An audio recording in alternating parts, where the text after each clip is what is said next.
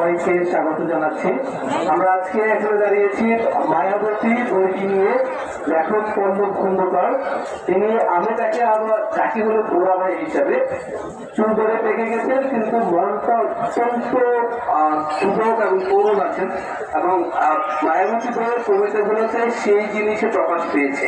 এখানে প্রেম আছে, এখানে বিদ্রোহ আছে, এখানে আধ্যাত্মিকতা আছে, এখানে আমাদের বাস্তব জীবনে যা যা আমরা দেখি তার অনেক কিছুই প্রতিফলন এখানে আছে। লেখক আসলে যা দেখেছেন, যা দেখছেন, তা নিয়ে আসলে তার ভাবনা চিন্তাগুলো কবিতার ভাষায় বর্ণনা করেছে।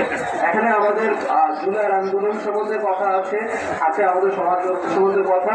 আমার কাছে মনে হয় পল্লব ভাই লিখছেন অনেকদিন যাবত, তো তার এই লেখাগুলোকে আসলে মরাবন্দি করে সবার কাছে উপস্থাপন করাটা আমার কাছে মনে হচ্ছে যে খুবই গুরুত্বপূর্ণ একটা বিষয়। কারণ এর থেকে আসলে আমাদের মনোজগতে অনেক পরিবর্তন আসতে পারে যদি আমরা বইটা পড়ি।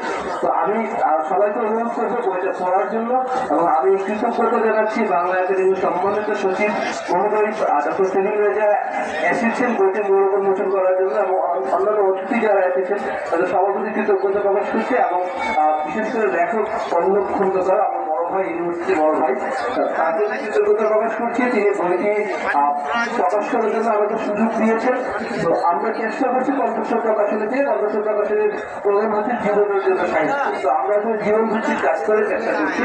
তো আমরা আশা করি যারা সাহিত্য জগতে আছেন তারা সবাই আসলে জীবনকে ধারণ করে জীবনকে এগিয়ে নেওয়ার জন্য যে যে সাহিত্য করা দরকার হয় সেইগুলো হচ্ছে চর্চা করবেন। আমরা সেই চর্চা করার চেষ্টা অব্যাহত রাখবো, এবং বইমেলার উচ্চ সাফল্য কামনা করে সবাইকে ধন্যবাদ জানিয়ে শেষ করছি। আসসালামু আলাইকুম।